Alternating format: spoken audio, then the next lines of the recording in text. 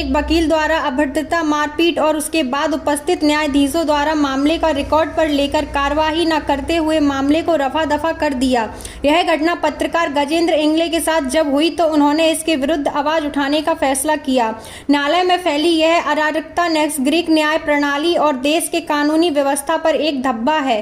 इस व्यवस्था में सुधार के लिए उन्होंने शुक्रवार 11 बजे से 5 बजे तक असंकेतिक धरना दिया। यह धरना न्यायालय अराजकता विरोध में सत्याग्रह के आह्वान के रूप में दिया। गजेंद्र ने इस मामले में जानकारी देते हुए बताया है कि 5 साल से उनका एक मामला न्यायालय में लंबित है, जिससे उन्होंने एक आरोपी के विरुद्ध 420 का मामला दर्ज किया था। मामला न्यायाधीश पूर्णिमा कोठे रंजन न्यायालय में चल रहा है। इस मामले में पिछले 1 साल से राजीनामे के लिए आरोपी वकील के द्वारा दबाव बनाया जा रहा था। इंगले जी, आप एक पत्रकार हैं और आप धरने हो, क्या वजह है, क्या मामला है? देखिए, पत्रकार भी हूँ और एक देश का नागरिक भी हूँ, और देश का नागरिक होने के नाते संविधान हमें कुछ अधिकार देता है। अनुच्छेद 14 जो है वो समानता का अधिकार देता है कि कानून समान है सबके लिए। लेकिन न्यायालय में पक्षकारों के साथ क्या होता है, ये जब मैंने खुद अनुभव किया तो मुझे लगा कि न्यायालयीन व्यवस्था में कुछ सुधार होना चाहिए। न्यायालय में जिस तरह से अराजकता फैली हुई है उसको संज्ञान में लाना चाहिए। चौथा स्तंभ तो हम कहते हैं हम पत्रकार हैं, और जो चारों स्तंभ हैं उससे बड़ा स्तंभ है लोकतंत्र में जनता। तो जनता तक मैं ये आवाज़ पहुंचाना चाहता हूं कि जिस तरीके से आजकल न्यायालयीन व्यवस्था है, न्यायालय में अराजकता मची हुई है।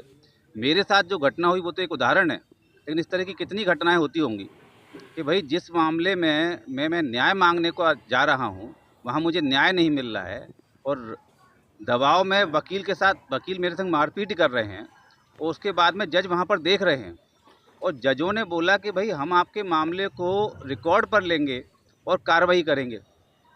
आज मैं देखता हूं कि ऑर्डर शीट में पूरी घटनाक्रम का कहीं कुछ जिक्र तक नहीं है। तो मेरा मन बड़ा आहत है, और जब किसी के संग कुछ अन्याय होता है तो वो कहता है I will see you in the court.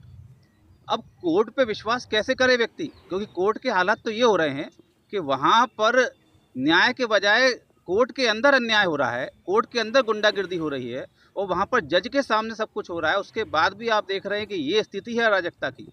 तो मैं तो ये समझता हूँ कि माननीय सुप्रीम कोर्ट को ध्यान देना चाहिए, और निचली अदालतों में जिस तरह की ये गतिविधि चल रही हैं इस पर पूर्ण तरह अंकुश लगाना चाहिए। तो इस तरीके से मैं अपने ऊपर एक घटना को केवल व्यक्तिगत न मांगते हुए जो और भी पक्षकार जाते होंगे उनके संग क्या क्या घटित होता होगा, एक न्याय प्रक्रिया में सुधार के लिए यहाँ पर मौन सत्याग्रह सत्याग्रह पे बैठा हूँ शांतिपूर्वक तरीके से।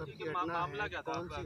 ये मेरे साथ जो घटना हुई वो 14 सितंबर की घटना है। 14 सितंबर को जो मैंने एक आरोपी है उसके ऊपर 420 के मुकदमा दर्ज कराया था। उसके बाद उस पर कई मुकदमे दर्ज हुए थे, कपिल शर्मा।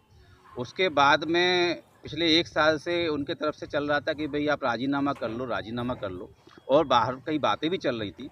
मैंने माननीय जज से वहाँ पर बोला कि भाई आप आरोपी को यहाँ बुला लें न्यायालय में, और ये आश्वस्त करें कि मेरा जीवन सुरक्षित है बाद में, क्योंकि मैं कई तरह की खबरें लगाता रहता हूँ, कई लोगों से दुश्मनी होती है, क्या पता बाहर कौन सी घटना हो जाए।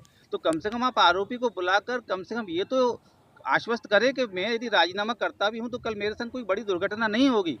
तो इस बात पे वहाँ पर उनके जो वकील खड़े थे नरेश शर्मा, वो काफ़ी नाराज़ हो गए कि आरोपी तो नहीं आएगा, ऐसी जमानत करनी होगी, वो राजीनामा करना होगा। इस पर जब मैंने विरोध दर्ज किया तो वहाँ पर मेरे साथ मारपीट भी हुई, और न्यायालय में कक्ष के अंदर इतनी घटना होना, ये एक हमारी न्याय प्रणाली के ऊपर बहुत बड़ा धब्बा है, जिस पर आश्वासन जैसी घटना हुई उसके बाद में घटना के संज्ञान में आई कोर्ट के, तो वहाँ पर कोर्ट रजिस्ट्रार भी आए उस न्यायालयीन कक्ष में, एक एडीजे भी कोई आए थे, और उन्होंने मुझसे पूरा घटनाक्रम पूछा। वहाँ पर उपस्थित और लोगों से घटनाक्रम पूछा, और घटनाक्रम पूछने के बाद में उन्होंने मुझे आश्वस्त किया कि इस पूरी घटना को हम रिकॉर्ड पर लेंगे, और रिकॉर्ड पर लेने के बाद हम स्वयं कार्यवाही करेंगे। तो देखिए, जब न्यायालय मुझको खुद आश्वस्त कर रहा है कि हम इस घटना पर कार्रवाई करेंगे, तो मुझे नहीं लगता कि उसके बाद मुझे किसी और के पास जाना चाहिए था। लेकिन आज मैं देख रहा हूँ तो ऑर्डर शीट पे से उस घटना को पूरा गायब कर दिया गया, एक लाइन भी उस घटना की नहीं है। आप खुद स्वयं वहाँ पर न्यायाधीश उपस्थित हैं, उनके सामने घटना हो रही है, सबूत आपके सामने है, गवाह आपके सामने है, घटना आपके सामने है। उसके बाद यदि आप न्याय नहीं दिला पा रहे हैं तो इस देश का नागरिक कहाँ जाएगा न्याय की गुहार लगाने। घटना कब की है ये? 14 सितंबर। अभी आप यहाँ बैठे, कब तक बैठेंगे? आज मैंने 11 से 5 बजे तक का जो सांकेतिक धरना दिया है, और इसमें मैं अपने व्यक्तिगत मामले को न लेते हुए केवल न्यायालय को जागरूक करना चाहता हूँ कि वह समझें कि किस तरीके से पीड़ा है एक पक्षकार के मन में, और यदि यहाँ पर सुधार नहीं होता है तो मैं आगे आने वाले समय में भूख हड़ताल की भी पूरी एक रूपरेखा बनाऊंगा, और यदि मुझे बैठना पड़ा तो दिल्ली में सुप्रीम कोर्ट के सामने जाकर भी मैं धरने पर बैठूंगा। उस आरोपी के साथ आपका राजीनामा होगा और वकील के ऊपर नहीं, क्या मुझे कानूनी कार्रवाई करवाएंगे? देखिए, मुझे एक किसी आरोपी से कोई ज़्यादा व्यक्तिगत वो नहीं है। यदि वो सुधर कर समाज हित में कार्य कर सकता है तो बिल्कुल करना चाहिए, क्योंकि समाज को अच्छे लोगों की ज़रूरत है। यदि वो वकील भी सुधर कर आगे अच्छे तरीके से न्याय प्रणाली को सहयोग कर सकता है तो मुझे कोई आपत्ति नहीं है।